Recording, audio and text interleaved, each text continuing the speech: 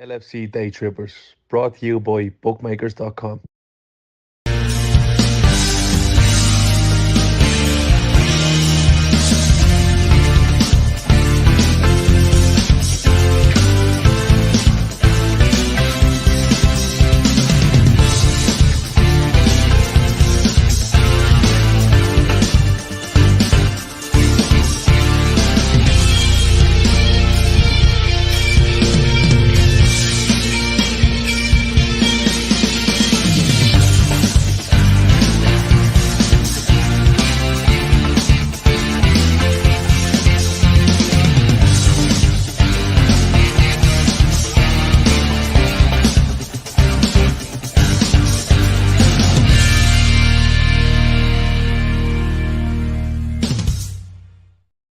Hello, good evening, and welcome to the LFC Daytrippers, brought to you by bookmakers.com. It is Thursday night. We're back for a little viewer's voice. I'm your regular host, Matt. Joining me tonight, Glenn. Glenn, good to see you. Last time we saw you, you were about to make the treacherous walk up the Gallagate end in Newcastle. It's been pretty good for you. Yeah. Got to a couple of games the last few weeks, so yeah, it's been good. Yeah, fantastic. I mean, I've been off on holidays all week, so I've literally watched the game every day over again. It's just fantastic. I don't know about you, Glenn. I think I've watched all the content now. I think I've managed to catch it all, unless some new stuff's come out in the last hour or so. Yeah, well, I was at it myself. Like I was in the Kelly Dalglish stand. So yeah, it was a bit surreal, to be honest with you. Especially when it got to like sort of 5, 6, 7. I mean, like at that point, like we weren't even celebrating. We were like laughing when the goals were going in. That's kind of like how it was. But yeah, I watched the highlights later that night, and then I watched it again the next morning. But I've tried not to watch it too much because like I want to like still be able to watch it, and like just not get bored of it, kind of thing. So You won't. no. Yeah, you absolutely won't. Going through, I picked out a couple of choice. My commentary was, I think, Jim Proudfoot and Jim Beglin, but Jim Beglin had a couple of absolute bangers that he said that I've noticed. One, 37 minutes, he said, I don't think it's really happening up top with the front three at the moment. Jurgen Klopp may exercise those options off the bench. I thought that was like moments before disaster sort of talk Yeah. from Beglin. And then, like kind of what you were saying, at 70 minutes, he said, this is a nightmare for Manchester United. And it was only 4-0 at that point. Like, Yeah. it just got better. It got better and got better and got better. I mean, you were in the ground. You joined the cast, the Trippers on here that were lucky enough to get there. Chris Brack was at the game with his daughter. Gav, of course, was at the game. You're now at the game. You sons of bitches. That is what I mean. It's incredible, Glenn. I mean, like, it has to feel good coming out, like walking away from the ground, knowing that you were at a game that's going to be talked about for decades, right? Yeah, I mean, I honestly like when I was coming out of the ground, I was just smiling the whole time. Just honestly, just couldn't. It was just kind of like trying to like take it in, kind of thing. Yeah. Yeah. I mean, it was just. I mean, I actually looked back earlier on today just to kind of like see sort of like when the goals went in, that kind of thing. Because I mean, to be honest, like the first half, obviously, there wasn't much in it. Let's be honest. Obviously, the first goal was a great goal. The weighted pass from Robbo, and then that little touch inside from Cody, just to open up the goal, and then it was a great finish. Um, but but yeah, I mean, if we're being really honest, like the first half, there wasn't much in it, and then second half, I think obviously getting that second goal so early on, obviously it probably just settled the nerves more than anything, really. And then I think the third came quite quick after that. The third was brilliant. I think like the third was probably like the highlight for me, just because of like Salah putting Martinez on his arse, and then the finish from Gakpo. Like where I was sitting, like I was in the lower Kenny Dalglish, but I was up towards the Anfield Road end. So it wasn't until I seen the goal back on TV that I could really appreciate how good a finish it was from Gakpo. Yeah. But yeah, when the third went in, that was like a big let off in the ground, like of emotion. And then I think there was maybe about 15, 20 minutes between the third and the fourth. And then once the fourth went in, like they just folded like a pack of cards. Like It was brilliant. Yeah. Yeah. I mean, I think you're bang on. Like the timing of the goals, it couldn't really be better. I mean, it's like 2.5 minutes before halftime. It really kind of settles the first half. I want to come back and talk about that afterwards because some of the narrative that you've heard after the fact is, I find it to be a bit revisionist about how United played in the first half. But to come back out of the second half, score 88 seconds after the restart, and 3 minutes and 27 seconds later, like they just they were completely out on their feet. And from there, like 3-0. I would have been happy to take 3-0. You know, that's all the Liverpool fans you think would have been happy to just settle on a 3-0, like kind of how we dealt with the second half at Old Trafford. Like after we made it 5, we just put it into first gear. Nobody get hurt. You know, let's not stretch ourselves. But yeah, these boys, they look like they wanted the goals. And I mean, the crowd after everyone, you know, we want 6, we want 7, we want 8. And it just, like they just kept going for it. I mean, you mentioned the third goal. I don't know what is better for me about the third goal. Like you mentioned, Gakpo's finish is unreal. It's unreal. Just he knows exactly where it is. I heard one of the post match shows talking about it with Darwin's second goal, his header, that you don't really need to look where the goal is. You know where the goal is. It doesn't move, and it felt like that with Gakpo. But like cool as ice afterwards, you know, like he's right there. He basically finishes, scores the goal, and he's right at the edge of the Kop, and you get those thousands of people cheering for you, and just a little salute, and cool as can be. I mean, what a customer. But the dribble by Mo Salah and the timing of the pass, like Yeah. after the second time he sits Lisandro Martinez down, which to be granted isn't a very far way to go down for him. But as he's getting up the second time, like Mo passes on like a half beat almost. It's kind of the same as what Robbo did for the first goal, where he passed it like a little late or a little too soon, but it was actually perfect and it just sliced right through the defense. So clinical from Liverpool, and as good going forward for Liverpool as United were bad at the back. Because this one, I don't know if you watched the what is it, the Sonos from every angle. This was the goal that they picked from the game where they showed it from Right. 100 different angles, and Anthony embarrasses himself. Like Yeah. he tries to foul Cody Gakpo. He's nowhere near strong enough to tackle Cody Gakpo. Gakpo lays the ball off to Salah, and then he just stops. He doesn't track back at all, and Gakpo just puts it into road gear and starts flying down. And there's one angle where you can see Gakpo's probably 5-10 yards outside of the United box. Martinez is in the process of being twisted inside and out by Mo Salah. Luke Shaw is in absolute no man's land nowhere. And De Gea is pointing and yelling at Luke Shaw to look at Gakpo like he saw it coming before pretty much anybody else did. Absolute brilliance. Absolute brilliance. I'm telling you, I'm so fired up. I could have done a full-time show every single day this week watching this game so much. Were United as bad in the ground as they were on TV? I mean, like certainly second half. Like once I think the fourth was the killer really because I mean I think the fourth goal it's the one that comes from the corner, isn't it? Yeah. Or I know there was a couple of goals which were like almost identical in terms of United were on the attack and then basically the play broke down and we hit them on the counter. But no, I think like because the thing is like I mean we know more than anyone like although obviously 3-0 is a great position to be in, you're never 100% secure at 3. So once we got the fourth, and I think like everyone in the ground kind of like it was like a puff out of the cheeks, as in like to say like yeah, like we know it's done now. And then obviously like if you were a United fan, you'd think at 4-0, right, let's just shut up shop and we'll just take our medicine and go. But they just honestly like they then like do you know what it was like?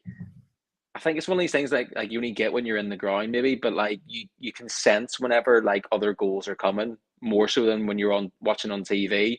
But like I definitely got the feeling that like once we got the fourth, that wasn't going to be the end of it. Like as I say, that they completely folded, and I mean, and the fans did as well because you know they were filing out in their droves. Like if you look at the how many fans there were at full time, I mean, to say there was half in there would be being kind to them. So I mean, the fans, like you know, that's the like the funny one of the funny things is like you know the players got absolutely hammered for you know so for chucking the towel in, and obviously rightly so. But look at the away end. Look how many fans walked out. You know, they were just as bad. But yeah, like you could just tell that like more were coming. And again, like I've not watched the match in full. I've only watched sort of highlights back. But like when I was watching the highlights, because obviously there was so many goals in the second half, they missed out other things that like, I mean, Kanate, he almost scored a header. Yeah.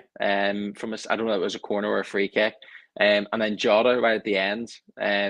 He probably should have done better. So I mean, not that I'm saying, oh, I'm not happy with it being 7, but it could easily have been 8 or 9. Like there were other chances there for us, as well. But yeah, like you just knew that like goals were coming. It was a great feeling, especially to have against them lot. Yeah, no kidding. I mean, it's the old phrase, if you could bottle it. This is one of those situations where this absolutely fits. You mentioned the Kanate header. So, like I said, I watched the first half. I've watched the whole game 4 times back since. But this last time this morning watching it, I really tried to pay attention to the first half, because what you're hearing is like, well, the goal came against the run of play, and Manchester United were the better team in the first half, and trying to make it seem like we kind of smash and grabbed them. So I was really paying attention to it, and I mean, for the first 20 minutes, we are battering them.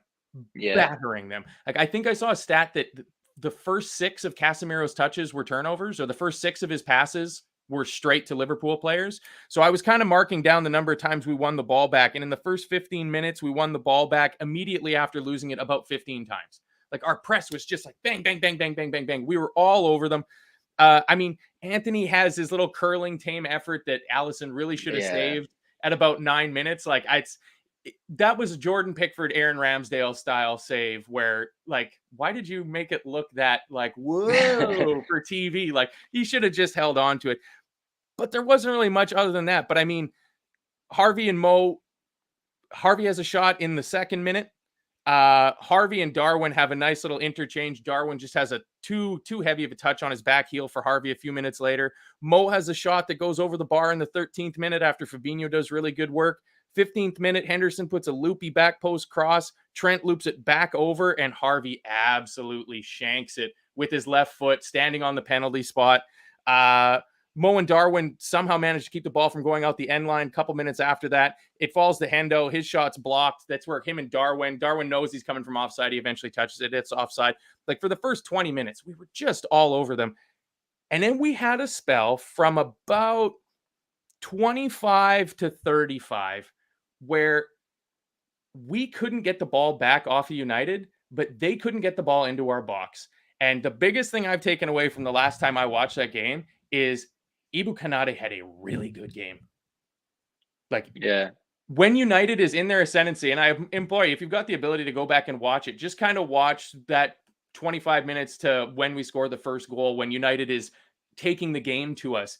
And yeah, they have the ball, they have possession. They're playing nice passes in midfield. Our midfield's a bit transparent at that point, but anytime they get near the box, Ibu Kanate's head or foot is there, and it's just out. And because we couldn't get the ball, they were coming back on us, so it felt like pressure, but they didn't really have a lot of clear sights at goal. I mean, Bruno Fernandes has a back post header. Trent falls asleep. Darwin's a little lazy getting out and shutting down the cross from Dalot. Probably should be on target. You'd like to think Allison would save that. And then the only other one of note really was Luke Shaw, who is in acres of space when he plays the ball to Marcus Rashford, who slips in between Van Dijk and Robertson. And he should do better. You would expect him to do better. In the end, it's an extremely tame chance. I came out of my rewatching of the first half thinking we had the better chances. Up until we scored, the chances that either team had, I think we had the better chances, actually. Like Harvey Elliott has the ball fall to him on the volley from 12 yards out, and he just absolutely spoons it up into the air. So, like, this is why I don't really buy into it that United were taking the game to us by any stretch of the imagination. They really weren't endangering our goal at all. No, they weren't. Like, I think sort of the best way to describe it is they had a couple of moments. Like, there's no doubt in the Fernandes one was a good opportunity, but when I looked at the highlights, there's an angle from behind the goal, and I would say I'm confident Alisson had it covered. Don't get me wrong, it was a good effort. The Rashford one, again, obviously you can't deny he was in a great position. It was one of them ones though, like because obviously nothing came of it. I don't know if he was onside or not. It might have been tight. I'm not too sure. Again, from where I was sitting, like it probably wasn't the best angle, but no, like I agree. Like sort of for the first 20-25 minutes, like we completely dominated the game without creating anything like really clear cut. You know, we kept United penned in their own half. You know, we played well, like definitely. But as I say, there wasn't the only sort of real clear cut one I thought was there was a ball fired across the box and Darwin actually gets to it first, but actually fair play to Martinez, he actually put in an unbelievable block. Because yeah, from where I was sitting, like I had the perfect view. I could see it coming across and I thought goal. And then just somehow he got his foot to it. But yeah, I think like again, like with things like this, like if the match had a finished maybe like 3 or 4-0, like you wouldn't have this much kind of like revisionism.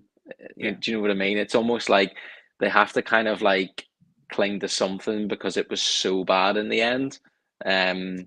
And like look, like you go through any match and look at any scoreline, teams are always going to have chances. Do you know what I mean? Like no matter whether it's 4, 5, or 6, the other team will always have 1 or 2 opportunities. Exactly. But yeah, like as I say, the first half, like you know, we started off really well. United, as you would expect, you know, they are a decent team. They are doing well this season. They did come into it. They had a spell. You know, again, you're trying to like sort of. I'm being kind to them even saying that. Like probably, they just came back into the game, made it a bit more competitive. They had a couple of chances, but yeah. They definitely weren't on top, or you know, I know Neville said he thought United were the better team. Like they were definitely not the better team. I think he's just sort of thinking of them sort of 2 moments, and he's kind of like totting them up in his head where it's like Liverpool scored 1, but we had 2 really good chances. So in theory, we probably were the better team. Like it doesn't work like that. Like you know, as you say, we dominated the first 20-25 minutes. Yes, we probably didn't create anything really clear cut, but you know, you could tell we were definitely the better team. United came into it the second part of the half, but again, that's as much as it was. It wasn't like they then were on top or anything like that. So, but yeah, as I say, I think sort of the whole reason it gets talked about in this way is because it's like it was so bad for them in the end. They've got to almost like cling to something, and that tends to be what they're talking about. Is you know this first half that you know they were the better team, which is it is nonsense. Yeah, and if anything, I took out of the first half until the goal. United's back 5 were actually having a really good game. Like Lisandro Martinez was getting in the way of a lot. Like Luke Shaw, he ends up picking up and totting up a lot of fouls. And I mean, I thought the referee just had an absolute stinker of a game. But until the goal, and even after the goal, because Martinez and Shaw aren't really at fault for the goal. It's all Dallo, Fred, and Varane all kind of being switched off for it. But up until that, United's defense had done everything. Like you mentioned, like that header that Lisandro throws in against Darwin, like that's a brave header. Like that's the sort of thing you're watching your 5'3" tall center half going up against our 6'4" striker. And you know, if that's your guy, you're like, yeah, you know, putting your head where it hurts, sort of thing, like throwing your body on the line. And it just fell apart. Like they completely capitulated. And I'm not one for reading in on body language or anything like that. So I couldn't tell you why. I don't read Manchester United apologies on Twitter after the game or anything like that. But I mean, if there's a mad scientist that can take the first half from last year's Old Trafford and the second half from this year's Anfield game, meld them together. Because I mean, it's about the funnest, with the exception, I would say for me, with the exception of the Barcelona second half, just because of the enormity of the situation and what it meant and what it ended up meaning for us with that season.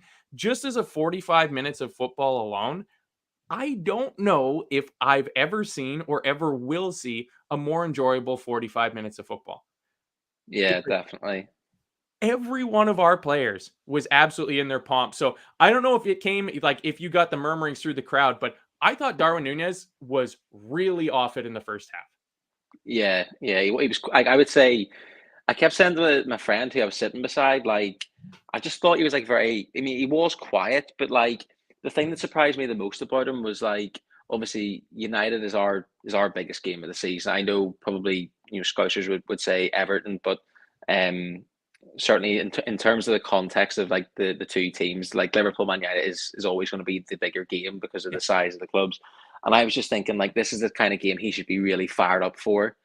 And I was saying to my friends, like, I wonder, like, after what happened against Palace, have we kind of like, has he gone too far the other way? Where we've kind of like, obviously we had to tell him, he needs to like sort of temper his aggression. But I was thinking, I wonder, Tranquillo. Just yeah, I was thinking, has it gone too much? Because against United, that's like the one game you want to see people get stuck in, because there's sometimes in the grounds, like I've been there before, where like if someone puts in like a crunching tackle or it's like a big 50-50, sometimes that gets as big a cheer as a goal. Yeah. Because it's just all about, like the intensity. And yeah, like the first half, he didn't really seem to have any of it. He was very quiet. Like I say, he had that chance that that Martinez cleared, but yeah, no, definitely he was very quiet in that first half. I mean, even in the second, I mean, like obviously he scored the 2 goals, but I think he was playing in a different way to what we were kind of expecting, certainly based on what we've seen at the very start of the season, where it was kind of like everything was like 100 mile an hour, and like he was kind of like getting himself involved in everything. Whereas like now, I suppose like the best way to describe it is he's probably like more disciplined in how he goes about his job, which I suppose in theory is better. But it's just, especially in these kind of games where it's against a team that you really hate, you'd love to see players like proper fired up and proper getting stuck into it. So yeah, as I say, that's what I kept saying to my friend. I wondered, has he gone maybe too far the other way? But yeah, we'll see how that pans out. Yeah, well, I said at halftime, like, breaks for halftime, I get into a Telegram chat with all the fellas, chatting back and forth, and somebody said like Darwin needs a boot up the hole. And I'd say I was of the belief, kind of like Jim Began was saying, of like we now have options off the bench. Like we don't just have to persist. Like if Darwin comes out, because to me it looked like he didn't really want to run, and I was wondering, is the shoulder hurting that he doesn't have that burst? Like there was a moment about 38 minutes or something like that Gakpo overplayed a pass to him, and he just threw his hands up in the air, and Andy Robbo comes out of nowhere and wins a free kick from United because he didn't give up on the ball. He kept trying, because that's our Andy Robbo. I mean, what an absolute game for him. And I mean, second half, it seemed like he received that kick in the hole, because he comes out and a couple minutes later, it's 2-0. But when you watch it, like he's making the runs, he's being a nuisance. And like, I don't know, I think it might've been Monday Night Football talking about how United lined up with their man marking system and showing the effects that Darwin occupying both of their center halves, because they're just terrified of his pace, and his strength. And then Gakpo will go in the middle and he'll drop deep. And because they're trying to man mark us, all of a sudden United's back four are all pulled wonky, because our players are, kind of interchangeable in a sense, and they're moving around and all over the place. But I mean, everything was good. Like I have a tough time finding fault with anything in the second half. Like I have an issue with the fact that Luke Shaw wasn't called for a foul on, I think it was Mo running through. He's the last defender. He just pulls him down. Like it just felt like an absolute pity call from him. I think though, for me, it's going to go back. I believe it's the first goal. I have to mention this because I noticed it and I absolutely loved it. In the first half, just before they put the ball in the back of the net from the free kick, Casemiro offside. About a minute before that, the play gets switched from left to right. Bruno Fernandes plays this big sweeping crossfield ball, and Anthony does a little tuck behind the back, ball stop. And then they end up getting a free kick, and then they score from the free kick, and then it's offside, and United doesn't touch the ball again until they're pulling it out of the back of their net. From when Casemiro's ruled offside, we controlled the ball for, I think it's 65 or 70 seconds. They don't touch the ball, and bang, the ball's right in the back of their net. And I was like, that's just absolutely perfect. That there's Anthony, their little peroxide hair, more expensive than Darwin Núñez signing, that only has one move, which is cut in and curl it on his left. He scored tonight. You want to know how he scored tonight? He cut in and he curled it on his left into the top corner. He's a one-trick pony. Oh, he's got 2 tricks now. He can stop the ball with this little behind the leg thing. I thought it was so great that instead of them scoring from that play, we scored from that play. Just, fantastic. I could wax lyrical about this all night, but I'm sure Gav wouldn't appreciate it, and you might have better things to do. who was the best and who was the worst? Which Liverpool player do you think had the best game? Which United player was the worst? Oh, well, I mean, starting with the United, I think. I mean, it probably it's harder to choose who wasn't really, isn't it? When you're thinking about it from that point of view. I mean, obviously Fernandez, but I think like with Fernandez, that's almost more about like the other stuff as opposed to his actual play. Do you know what I mean?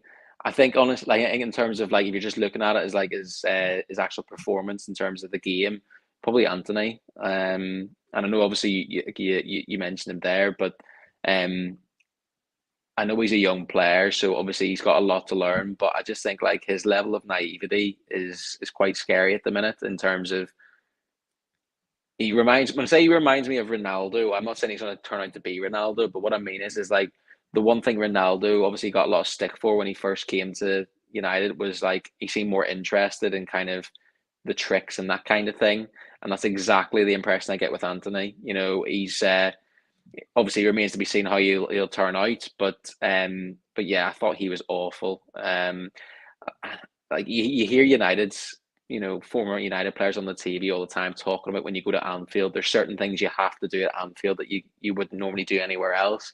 And like with Anthony, like up against Robbo, like he clearly just either didn't get the memo or he got the memo and didn't read it because he was just completely nowhere.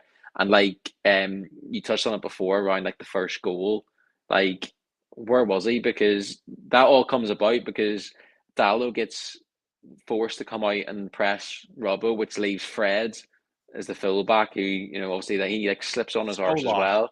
Yeah, but yeah, no, I would say probably Anthony. He was terrible, and then for us, like I'd probably go with Salah. Just I think, like honestly, I think with Salah, like you get a different appreciation watching him in real life, like in the pitch, because the speed at which he can dribble with the ball is just ridiculous. There's not many players like who can run with the ball as quick as what he can, and like the uh, the third goal all comes from that exactly.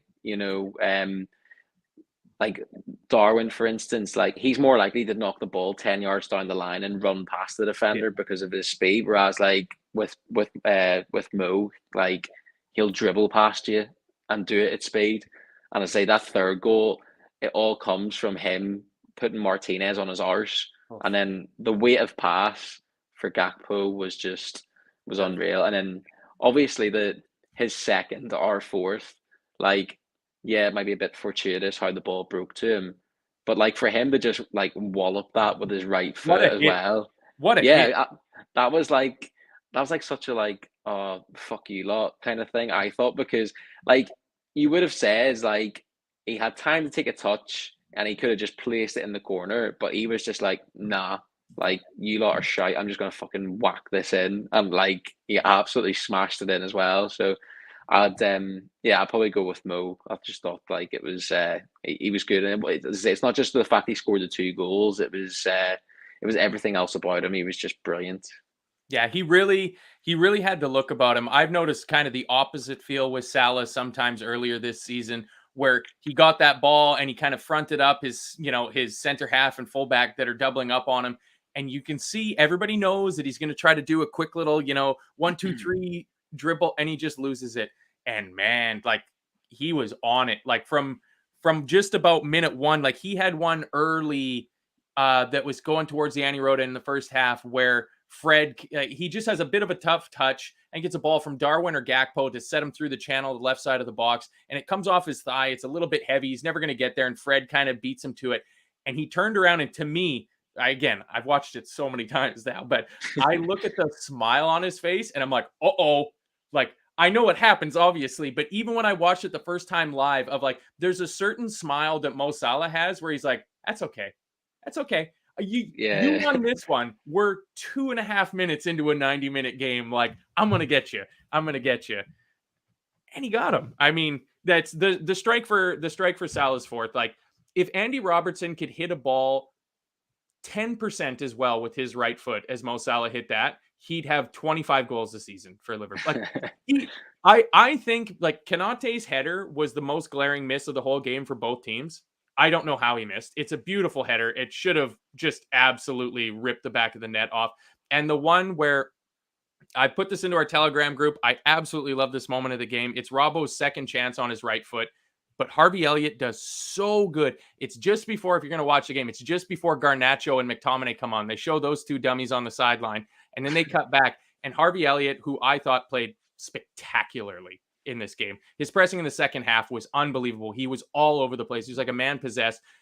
Harvey goes, he wins the ball back, and he makes a pass that takes, I believe, 4 United players out, just straight ahead of him, right through 4 United defenders, right to Gakpo, who's basically standing on the penalty spot. Gakpo holds 3 guys off of his back, lays the ball off to, of all people, Robertson on his right foot. Like, it was such a great move from us, from kind of our unsung, some of our unsung players, more unsung players, the newer guys, Harvey Elliott being young, Cody Gakpo being new, and like anybody else. If it's Darwin, he smashes that in. Henderson probably puts that in. Like, but for me, to answer my own question, I think the worst player on the pitch was Casemiro. I think Casemiro was brutal. I didn't know he was on the pitch. I can understand how you wouldn't have noticed him in the first half because he was completely anonymous. And I don't have the statistics to back this up. I'm thinking you could probably track his number of touches on the ball and his number of completed passes with that moment in the first half where United played well. Because it's about the only time that he kind of got on the ball and dictated the game. But like, as Carragher broke it down on Monday Night Football, that how they tried to man mark our midfield, Casemiro, who has won everything, that has a garage full of Champions League winners medals, was marking Harvey Elliott, a much maligned 19-year-old amongst our own fan base.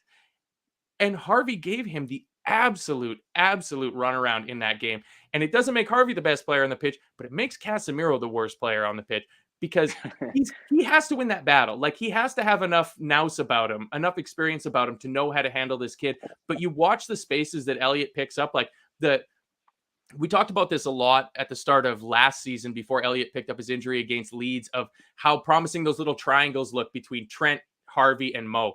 And they really came through in this game of they just playing these little triangles and just Harvey dropping into space and making that extra pass available and then knocking it long and then getting on his bike and just running down the field. I thought he was great, and he was being marked by Casemiro, so he was the absolute dud. To me, I'm pretty sure I was pretty hammered on the full-time Reds after the game, so I'm not entirely sure if my memory is correct. But I'm pretty sure I'm going to stick with who I said for my man of the match then. I thought Cody Gakpo was great. Yeah, I thought he was so strong. And it seemed to me that we have kind of tweaked some of our build-up play coming out from the back where it's not all to feet, because we now know in Darwin Núñez and especially in Cody Gakpo that we can just loop a ball over the other team's midfield and Gakpo will nod it down to Salah, who will then do a 1-2 at Trent or just pass it right back to Gakpo, who's done the header and has turned and he's on his bike. Like, I was so impressed with him. Like, I've been seeing the growth from him since he first came into the team, and now he's got a couple of goals under his belt. And the biggest thing, which we were all having issues with in January in his first couple of starts, is where the hell does this guy play? Yeah. And I think it's pretty obvious now that, like, Jurgen Klopp, Pep Linders, the scouting department, all those guys, they knew the answer to the question of where's Cody Gakpo going to play. Yeah, I think the first show I done, like, we talked about kind of like where do we see him fitting in. Like, I'll be honest, like, I was back then I was very much of the mindset, no, like, I would rather have Núñez through the middle and have him playing on the wing. And the reason behind that was just because, like, I kind of touched on this earlier, is like, I think when Núñez is through the middle of the pitch, he's involved in the game a lot more, and that's, like, I want him to be involved in the game as much as possible. But to be fair, like, Gakpo, like, he plays that position so well. Like, he's kind of got, like, everything in terms of, like, he's got the physique. He's a big lad. He's strong. He's quick. But the other thing as well is like, he never gives the ball away, does he? Like, when the ball's fired into his feet, like, his control's so good. And I know it sounds cliche, like, but it's kind of like what you would expect from, like, a Dutch player, isn't it? But Well, the last one we had that did it was Ginny Wijnaldum, and he looks an awful lot like tall Ginny Wijnaldum when he to shield the ball with his body so effectively because he's got big legs. Like you got to think it's easy for a defender to nip in when you're that tall. Like he's not a squat guy, but fuck, he's strong. Yeah, but I think like the key thing for like us going forwards, and certainly in terms of like the attack, like it's the fluidity and like in the position, because like the first goal is like a perfect example. Like obviously Gakpo, he's out on the left wing for the first goal, cuts inside, finds the corner, and Nunes, he's obviously in the middle, occupying the centre halves. So like yes, like the majority of the time he is going to take up that central position, but I think like it's really key that because we done this when we were at our best with Bobby, Salah, and Mane. Their movement was so good that they were popping up at different areas of the pitch. Yeah. So I think like for us going forward, if obviously we've still got players to come back from injury and get back to full form, but certainly with those three at the minute, like you're not going to be changing them. Yeah, they're going to be our three first choice, you would think, sort of going forward. But I just think like the fluidity and the movement is something that's really key. Is if we can maintain that, then I think we're on to a winner. Yeah, exactly. And I mean, maintaining, building on, moving forward kind of brings us into our next topic of, and I think you were, yeah, I think you were on the show I did after Everton, where I kind of asked the question of like, have we turned a corner, or is this a false dawn, or do we just have to build on it? And I was of the belief that we turned a corner because I like the performance that we put in that Everton game, and I've liked the performances that we put in every game, with the 45 minutes of the second half against Real Madrid excluded. Yeah. That was a capitulation on our part. It was an absolute collective just meltdown that we had. If you just look at the league or even look at the first half of the Madrid game, we're not making suicidal errors. Like we're ideating those errors, but we're not following through with them. So like, there was a couple like Allison slips and Bruno Fernandes tries to buy a penalty. If Bruno Fernandes had actual balls about him, he leaves his foot in there and he gets a penalty. But he dives over Allison and avoids contact and therefore does not get a penalty. Like it's little things like that going, ooh, sort of thing. Like even before their goal that was chalked off in the first half of like set pieces, we've given up some goals from set pieces. Like, let's not do this now. And I mean, it was dead obvious. I don't know the angle you were at in the ground, but watching it on TV, there was not even a minor palpitation for me when that ball hit the back of the net. He was miles offside, miles offside. But that just goes to show that our back line, they're on the same wavelength. We're not getting pulled out of shape so that our high line isn't working, because we know how we play. We play a high line on set pieces. We play a high line out of possession, and that stuff's all working now. We've stopped just kicking the ball against opposition players into our own net. We stopped it. We've got 5 league clean sheets in a row. Like, I'm feeling very good about my saying, have we turned a corner after Everton? Because it's looking to me, if you look at the form table, a 0-0 draw against Crystal Palace notwithstanding, 4 wins and a draw. Corner turn, Glenn? I'm like, am I still crazy? No, I mean, like, I think you've got to like take it in context of like this season. So if you look at sort of like the previous 5 results, like I don't know all of them off the top of my head, but obviously we got beat by Brighton twice. We got beat by Wolves. So there's there's them 3 games there, and we were pretty poor in all 3 of them.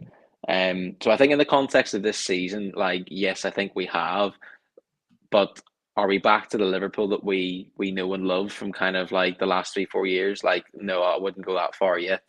Again, I think like obviously the key thing for us in this run has been like the results, and obviously like that's always going to be the most important thing. Like I take a scrappy 1-0 win every weekend, because it's the 3 points is all that matters. But I think if you look through the last 3-4 games, even the ones that we've won, obviously take the United game aside, because obviously that was, I'm not that I'm taking anything away from us, but it was a freak result. Yeah. But like the Wolves game, for instance, we were really poor in that first half. We didn't look like scoring. obviously you give the lads credit for turning it around the second half. The Palace game, obviously, like that was hard to watch that 90 minutes. Yeah, There's no two ways about that. And then to be fair, even the Newcastle game, like the Newcastle game's a funny one because they started the game really well. We got them 2 goals, and then obviously the sending off just kind of like finished the game as a contest. Even at 10 men, like we weren't, we didn't run away with it. Obviously it finished 2-0. So I think it's obviously like to win 4 games and draw 1 with the 5 clean sheets, like yeah, you're never going to complain about that. But I think, whenever you hear people talking about are Liverpool back, I always get the feeling people are talking about that in the context of are they going to be like what we were last season?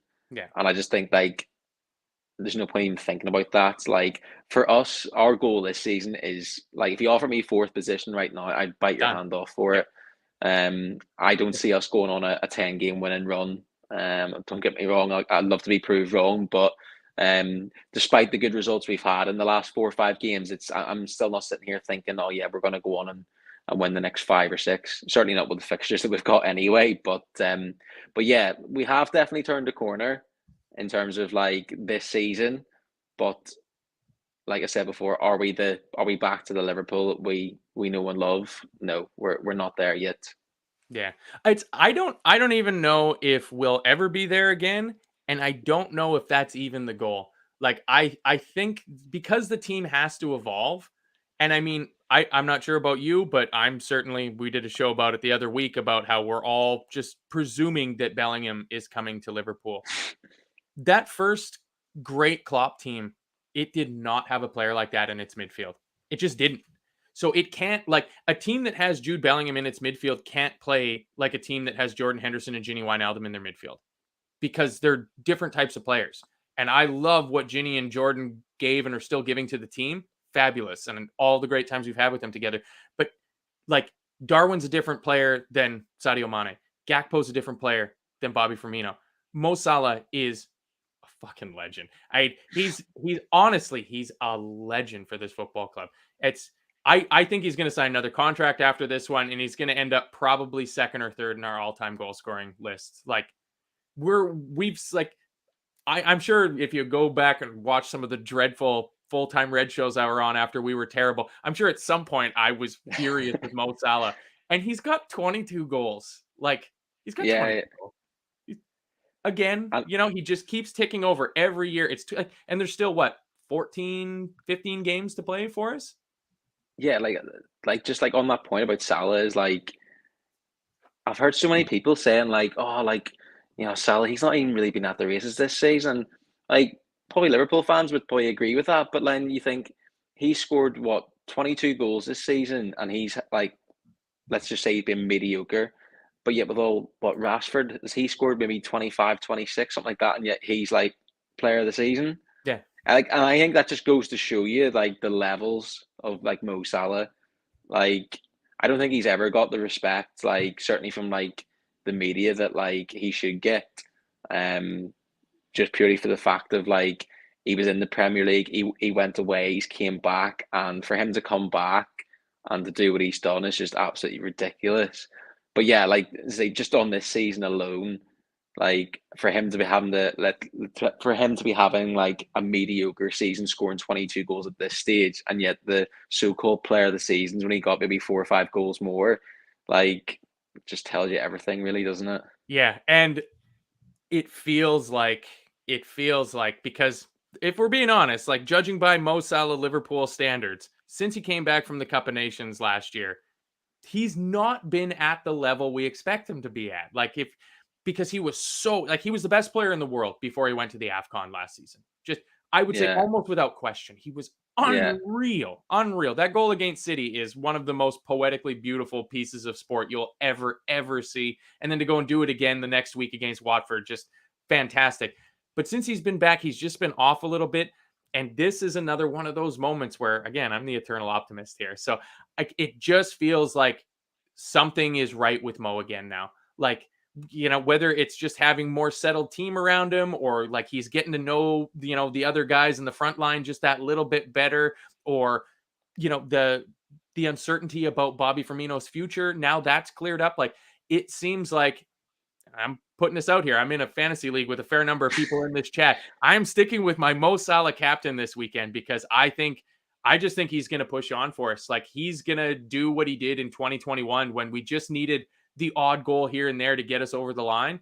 I don't think we're in quite as dire straits. We're in much better straits. Luis Diaz might make a shock return to the bench against Bournemouth. I think that's crazy with a 2-week international break coming up, but there's reports out of Colombia that he could be available for Liverpool at the weekend. He was maybe our most in-form attacking option before he picked up his injury, sort of thing. Like, we're in a pretty good state going forward, and I think Mo Salah is going to be the one to just drive that along. And if defenses are less focused on double or triple teaming up on Mo Salah because all of a sudden, well, that guy scored 2 against United and that guy scored 2 against United, it's just the spaces they open all up and it all looks good.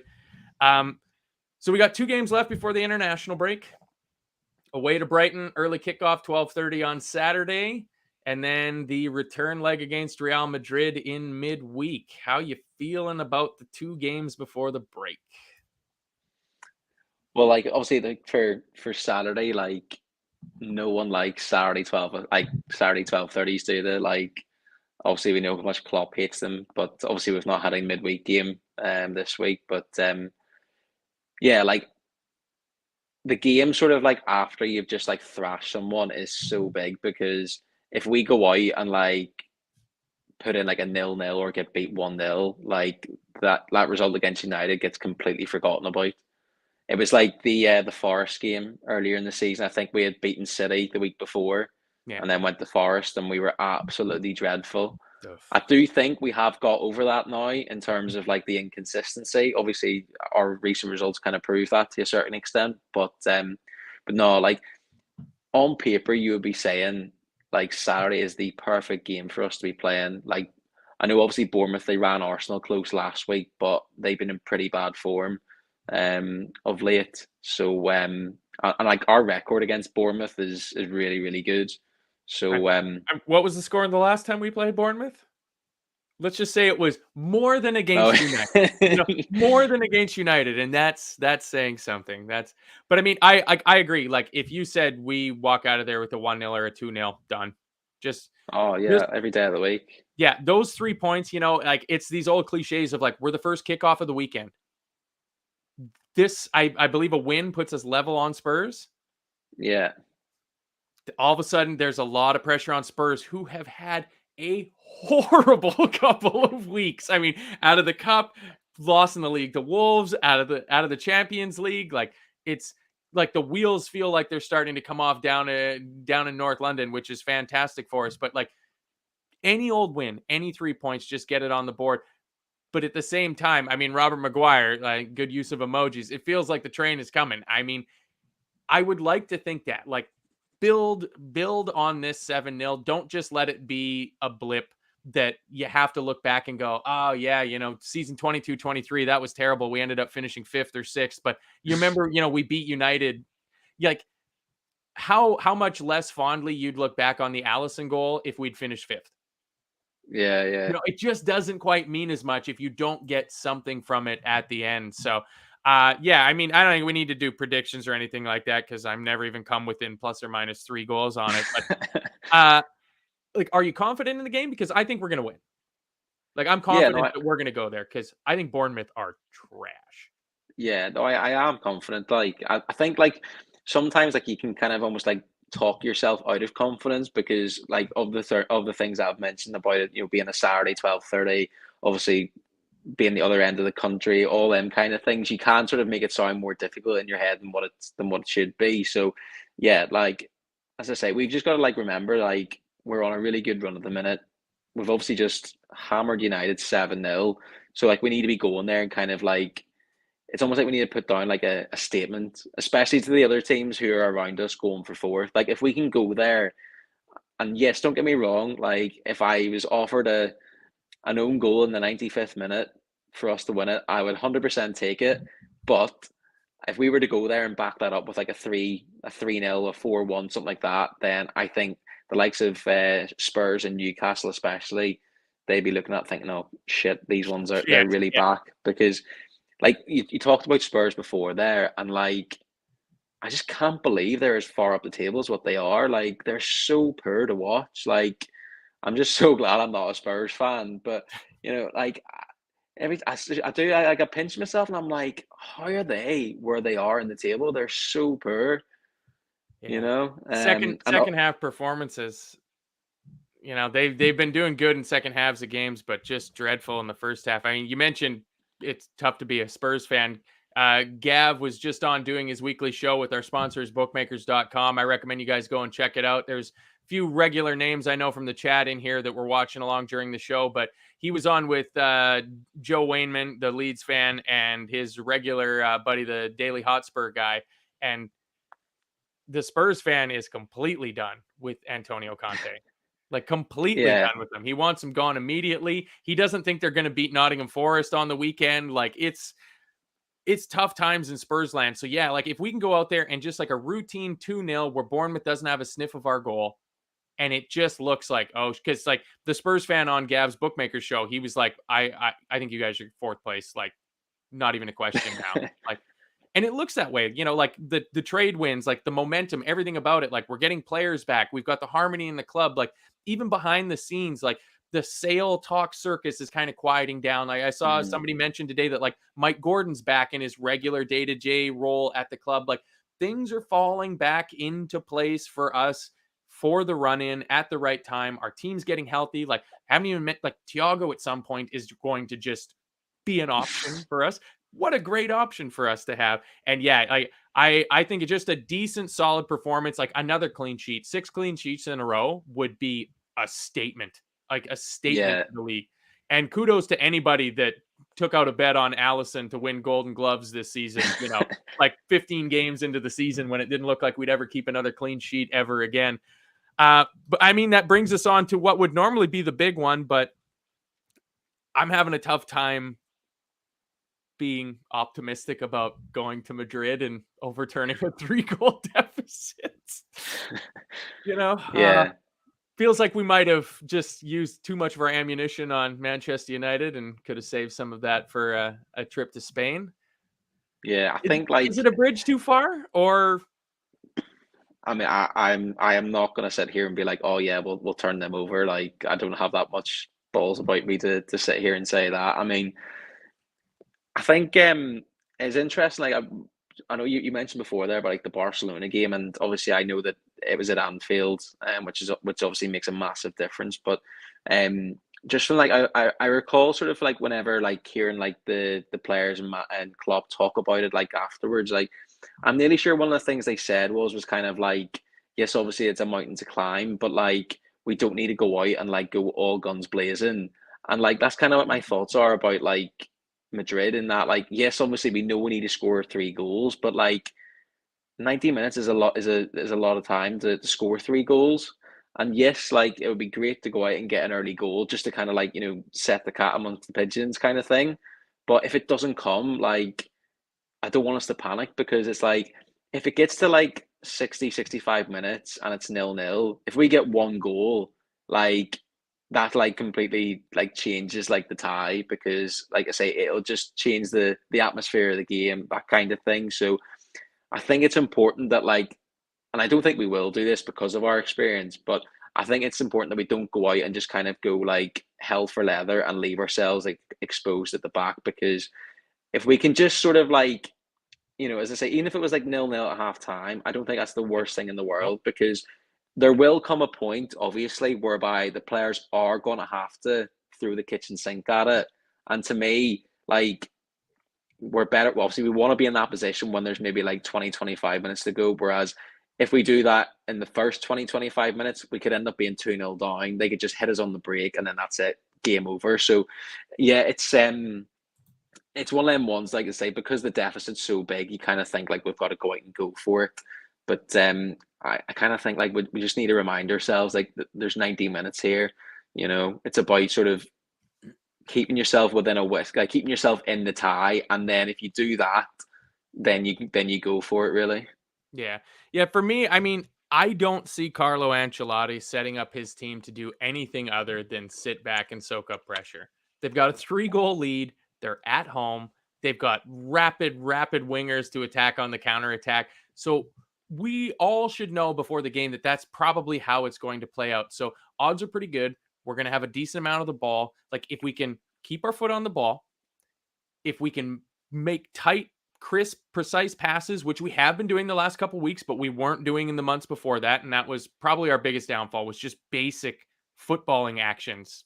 8-yard pass, wrong. If we can do that right, and we can do the thing that to me has been the big change since we turned the corner, as I like to say, against Everton, is that we're creating the pressure forward with our forward players because they're playing more minutes. Darwin, Cody, more minutes in the team, settled midfield. But when you get that ball where the other team just panics and they lump it over the top, and because again, I have to watch all but 2 of the Liverpool games I've watched on TV. So the ball goes off of the screen and I just go, that's our ball. That has to be our ball. When they just, when we're hearing Manchester United's defense and you just see Varane just hook the ball high into the sky towards the halfway line, that's our ball. Ibu or Virgil or whoever it is has to be there to win that ball, because if you win that ball with a good, smart header and then you collect that ball, you turn around and you're right on the attack again. And that's how you build. You just build and build and build and wave of attack. I mean, obviously it goes without saying when you're down 3-0, the first goal is important, but I think if we get one, regardless of when it comes, I think Klopp lets the shackles off him for 5-10 minutes and we try to blitz him. We try to just go, because, you get them on their heels, you get the crowd a little, oh boy, Liverpool have scored one, but yeah, we're still feeling good. And then you go out and you just go bang, bang, bang. So but I agree with what you say. We're not going to come out of the traps firing like all guns blazing, because that would just be suicidal. Because if they get 1 or 2 goals before the half, I mean, you may as well get the early flight home, or, go out and get yourself some tapas or something like that if you're making the trip down to Madrid. So, I mean, I think that's pretty good. I could do another 3 hours just going through in minute detail the United game. I can't recommend it enough. Like, if you have the ability to have the time and you have the streaming service to watch the whole game over again, do yourself a favor and watch the whole game over again. It's brilliant. It's absolutely brilliant to watch, especially the second half. I think I've watched the second half 7 times. It's so good. I absolutely love it. And if you're going to check that out, there's a few other things you guys can check out. Our sponsors, bookmakers.com. So Gav was over there. He finished up about 10 or 15 minutes before we came online tonight doing his weekly show, previewing the games going into the weekend. I mean, he had just Joe on with him. And if you don't love Joe, the Leeds fan, come on, you're doing something wrong. I mean, Joe's hilarious and fantastic. Always good people he's got on that show. So give them a follow on YouTube. Head over to bookmakers.com if you're into a little bit of the sports gambling. You want to get the best odds on maybe another 9-0 Liverpool or a Mo Salah hat trick this weekend. Bookmakers.com. They've got all the odds for all those good things. Allison to win the Golden Gloves this year, perhaps. Go and lump that one on there. I don't gamble. I'd be interested to see what the odds are of Liverpool going through against Real Madrid. I'd imagine you'd get some pretty decent odds on that. But coming up from us here on the Trippers tomorrow night, Kev is away, so Chris and Luke are hosting the Friday Forecast show. They've got, I wrote it down here somewhere. They're going to be going through the weekend's actions. They've got let me stall for time. Vamp. He's got a Bournemouth and a Spurs fan on with Chris Brack and Luke tomorrow on the Friday show. And then I'll be on Full-Time Reds on Saturday. I have no idea who I'm doing that with, but hopefully it's a jubilant one. Fatback 4 again on Sunday, and we roll on in through to the international break where I don't know what we're going to do. So if anybody wants to build a quiz, feel free. You can build your own quizzes because quiz building is hard. And then, the final thing, the most important thing here at the LFC Daytrippers, in the description for the show on YouTube or in your podcast, you'll find the link to our charity partner, which is 12 women from Dublin GAA Club that are running the Dublin City Marathon, raising money for breast cancer awareness. We're partnering with them to help them out, try to get in these 12 women to their fundraising target. If you feel like donating, if you have the ability to donate, if you know somebody that might like to donate, head on over to the GoFundMe page. the 5s and the 10s will get there in the end. They always add up. The Day Trippers hit their fundraising targets. That's one thing about this channel that is absolutely brilliant, is when Gav sets his mind to a charity fundraising target, he ends up hitting it in the end. So help us out with that, and then we don't have to badger you about it every week. So, if you want us to stop talking about it, just go and donate and it'll all go away. And these women will get to run their marathon. It'll all be lovely. But if you can't donate because of the times and cost of living and all the joys of not being born a billionaire, don't buy a football club. Share it into your social media account. You never know who it'll get to, that it'll hit somebody and it'll affect them, because you don't know who this disease affects in your life. You really, really don't, because it's probably pretty much everybody when it comes down to it. So, Glenn, before we get out of here, when's your next game? You seem like you've got pretty good access to tickets, you lucky bastard. I haven't got anything planned at the minute. So yeah, it's for myself, like it's usually just kind of like ad hoc, really. So yeah, I'm hoping I'll get over between now and the end of the season, but nothing penciled in the diary just yet. Nice. Just have to watch the game on the television like the rest of us, eh?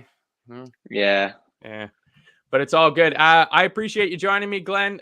This has been the viewer's voice from us here at the LFC Daytrippers. If you haven't hit the like button already, please hit it 1, 2, 3, 4, 5, 6, 7 times on your way out, because it'll still end up as a thumbs up, even if you hit it an odd number of times. So thanks for joining us, guys. We'll see you all around. Adios.